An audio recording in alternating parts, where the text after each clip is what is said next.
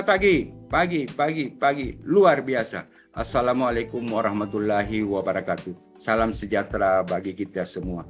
Bapak dan Ibu yang kami hormati, seperti kita ketahui bersama bahwa sekarang ini kita memasuki dunia digitalisasi yang akan menyebabkan terjadi disrupsi, artinya perubahan yang terjadi tidak terduga dan tidak terpola, sehingga sulit untuk ditebak kemana arah perubahan. Ini semua menjadi tantangan dan peluang dari PTPN Holding. Jika kita tidak dapat mengikuti perubahan, kita akan mati, dan jika kita mampu beradaptasi terhadap perubahan, kita akan leading. Untuk itu dibutuhkan seorang pemimpin yang memiliki 10 kompetensi kepemimpinan. Yang pertama adalah leading change. Seorang pemimpin harus mampu membaca, menganalisa, dan mengidentifikasi perubahan dan mengambil langkah strategis untuk menghadapi perubahan sehingga bisa lolos dari masalah atau krisis. Perubahan itu sendiri harus dimanage dengan merubah perilaku melalui perubahan pola pikir, mindset yang nantinya merubah perilaku dalam organisasi.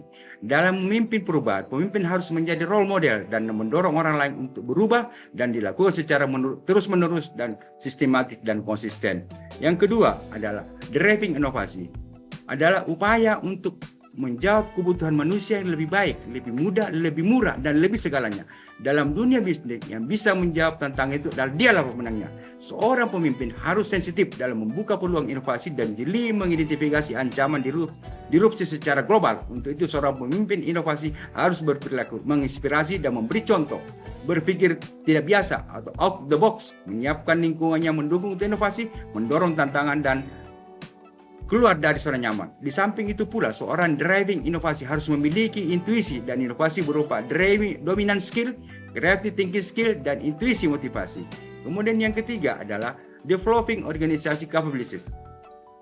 Organisasi harus terus beradaptasi terhadap perubahan untuk menjawab tantangan masa kini dan akan datang dengan merespon perubahan lingkungan yang sangat berpengaruh terhadap perubahan ekonomi, sosial, geopolitik, lingkungan, dan teknologi.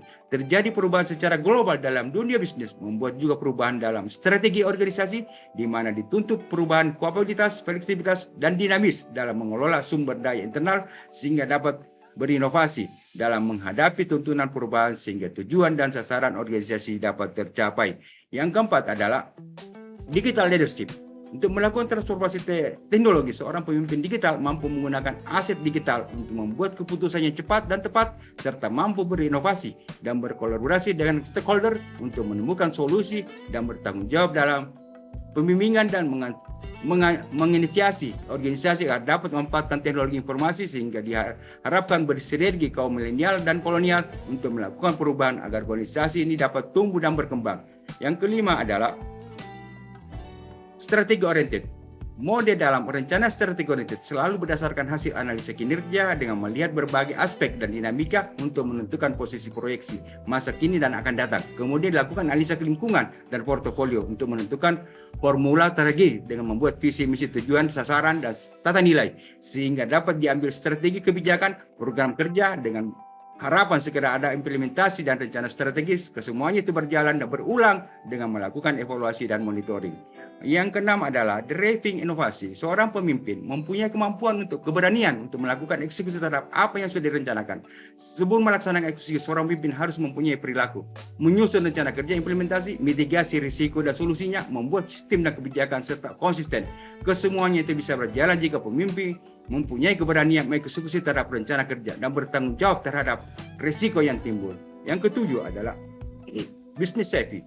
Bagaimana business savvy adalah seorang yang memiliki kecerdasan di mana mempunyai kemampuan untuk memahami dan menghadapi berbagai situasi, segala risiko dan peluang dengan tajam dan akurat untuk mendapatkan hasil yang menguntungkan. Bisa membaca, mengetahui laporan keuangan, neraca, dan bisa memprediksi masa akan datang. Seorang business savvy harus memiliki mindset seorang manajer finansial, akumen, dan kemampuan strategi eksekutif. Yang kedelapan adalah customer focus.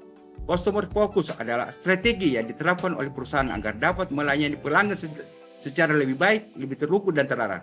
Seorang customer focus juga mempunyai kemampuan untuk mengembangkan pasar, menarik pelanggan baru, mempertahankan yang sudah ada sehingga bisa melakukan promosi dengan memberikan pelayanan yang terbaik, memastikan memenuhi kebutuhan, keinginan dan harapan pelanggan secara konsisten dan berkelanjutan, dan dapat menerima kritik dan saran dari pelanggan untuk perbaikan di masa yang akan datang. Yang kesembilan adalah bullish strategi partnership. Perilaku body strategi adalah kerjasama yang saling menguntungkan, mengeksplorasi kemungkinan peluang dan meningkatkan kerjasama sebagai mitra strategis untuk meningkatkan daya saing dan nilai strategis. Kondisi saat ini membangun mitra strategis sudah menjadi kebutuhan dan saling membutuhkan untuk meningkatkan nilai perusahaan, mendapatkan modal, memperoleh sumber daya, meningkatkan keuntungan secara bersama-sama, berinovasi, saling belajar sehingga kapasitas dan kapabilitas meningkat untuk mendapatkan daya saing dan nilai tambah perusahaan. Bentuk partnership yang umum digunakan adalah aliansi strategis, joint venture, dan joint operational. Yang ke-10 adalah managing diversity. Keberagaman adalah ketidaksamaan atau perbedaan di antara karena disebabkan oleh usia, jenis kelamin, ras, etnis, latar belakang sosial, ekonomi. Untuk itu dibutuhkan seorang pemimpin untuk mengelola perbedaan yang beragam dengan tujuan memaksimalkan potensi untuk mencapai tujuan organisasi. Jika kita mampu beradaptasi terhadap perbedaan, maka kita akan meraih keunggulan kompetitif. Tentunya dengan harapan dapat meningkatkan daya saing dan nilai tambah perusahaan. Saran dan pendapat. Pemimpin masa depan harus mampu dan bisa mengimplementasikan 10 program kompetensi. Yang kedua, setiap pemimpin baik BOD minus 1 sampai minus 3 wajib mendapatkan materi 10 program kompetensi agar perubahan segera dapat terjadi secara cepat untuk mengatasi perubahan yang begitu cepat dan tidak terpola. PTPN juara. Sekian dan terima kasih.